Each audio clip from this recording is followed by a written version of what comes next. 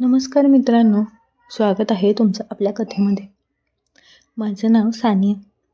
लग्नानंतर या आलिशान वाड्यात येऊन अवघे 4 महिने झाले होते.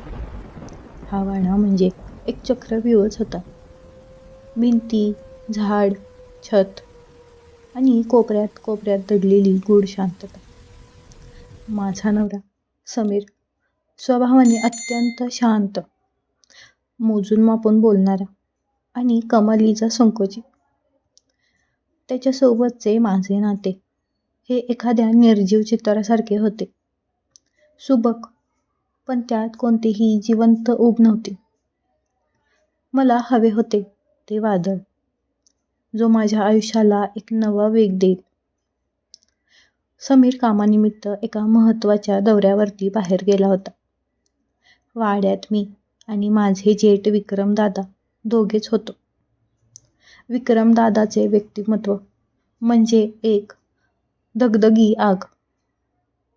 ते शहरातल्या मोठ्या व्यवसायाचे प्रमुख, उंच, रुबाबदार आणि त्यांच्या प्रत्येक हालचालीत एक प्रकारचा दरार होता. ते घरात असतात तेव्हा हवेत एक वेगळाच उष्ण दाब निर्माण व्हायचा. ती रात्र काळोखी होती. बाहेर पावसाचा जोर वाढतच चालला होता. वाऱ्यांचा सुणसूक आवाज वाड्यांच्या खिडक्यांच्या चौकटीवर आदळत होता. ती रात्र काळोखी होती. बाहेर पावसाचा जोर वाढत चालला होता. वाऱ्याचा सू सू आवाज वाड्यांच्या खिडक्यांच्या चौकटीवर आदळत होता. मी दिवाणखान्यात बसून एक पुस्तक वाचण्याचा प्रयत्न करत होते. पण माझं लक्ष पुस्तकात नव्हतंच. माझ्या मनात एक अनामिक आतुरता दाटली गेली होती. रात्रीचे 12 वाजून गेले होते. अचानक मला पायऱ्यांवरून येणाऱ्या जड पावलांचा आवाज ऐकू आला. माझे हृदय धडधडू लागले. विक्रमदादा दिवाणखान्यात आले. त्यांनी आजवर नेहमीचा सदरा पायजमा घातला होता, पण तरीही त्यांच्या देहबोलीत एक वेगळाच जाड रुबाब होता. त्यांनी माझ्याकडे पाहिले. त्या नजरेत एक खोल, सस्पेन्शियल ओलावा होता. त्यांनी हातात एक मखमली पेटी घेतली होती. सानिया, तू अजून जागी आहेस? त्यांचा आवाज अतिशय धीरगंभीर आणि बहारदार होता.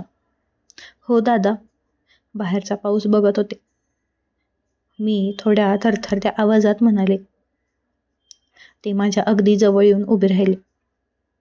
त्यांच्या शरीरातून येणारा तो राकट अत्तराचा दरवळ माझ्या श्वासात भरला. त्यांनी ती पेटी माझ्यासमोर टेबलावरती ठेवली. समीरने तुला कधीच समजून घेतलं नाही सानिया. तुझ्या सौंदर्याला जे कवच हवं ते त्याने कधीच दिलं नाही. मी पेटी उघडली. आत एक हिऱ्यांचे पण जड पैंजण चमकत होते. ते रत्न जणू काही त्या रात्रीच्या काळोखात आग ओकत होतं. मी चकित होऊन त्यांच्याकडे पाहिले.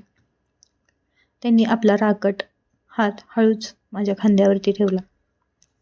तो स्पर्श इतका घट्ट होता की मला माझ्या अंगावरती शहारे आले. हे तुझ्या पायात शोभेल.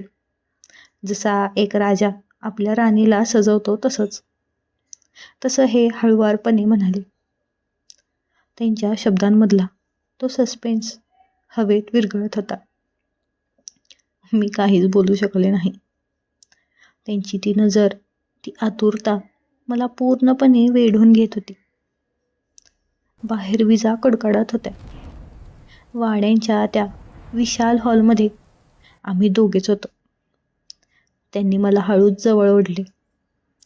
तो क्षण, तो उष्ण स्पर्श आणि ती शांतता, एखाद्या मोठ्या वादळापूर्वीची शांतता.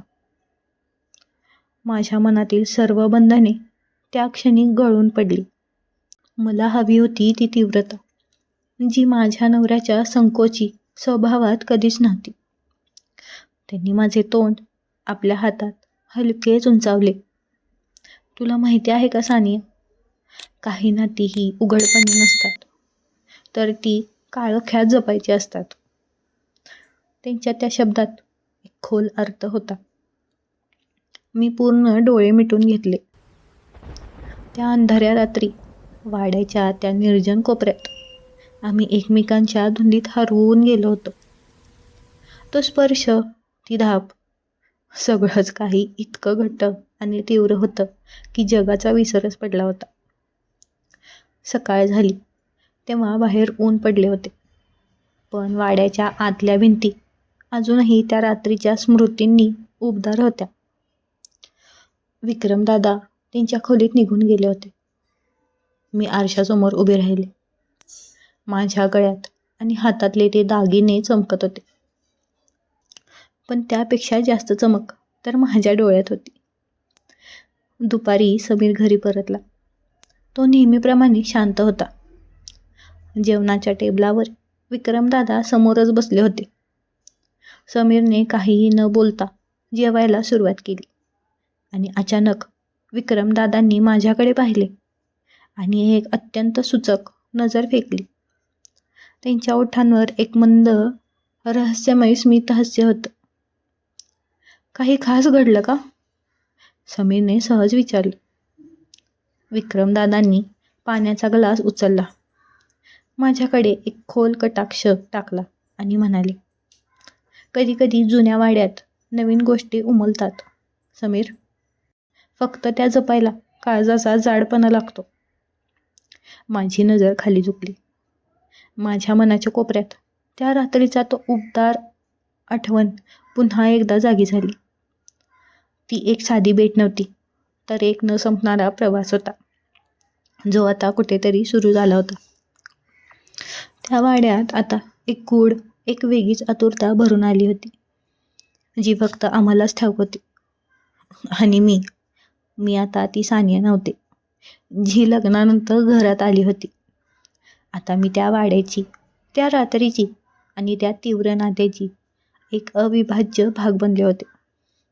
बाहेर सूर्यप्रकाश होता, पण माझ्या आत एक वादळी सस्पेन्स अजूनही जिवंत होता बरं का. अतिशय घट्ट आणि तितकाच हळुवारपणे. मित्रांनो, तुम्हाला ही कथा कशी वाटली कमेंटमध्ये नक्की सांगा. अशाच कथा ऐकण्यासाठी माझ्या चॅनलला नक्की सबस्क्राईब करा. भेटूया अशाच एका कथेमध्ये. धन्यवाद.